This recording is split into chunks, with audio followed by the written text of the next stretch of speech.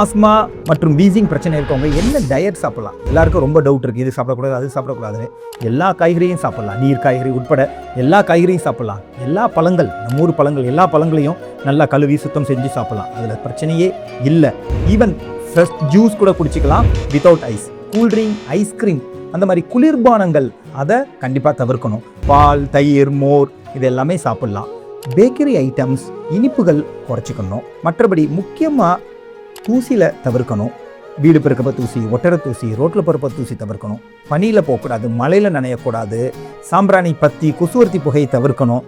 நாய் பூனை கூட விளையாடுறதை தவிர்க்கணும். ஸோ இதுதான் ஆஸ்மா நோய்கள் தவிர்க்க வேண்டியது.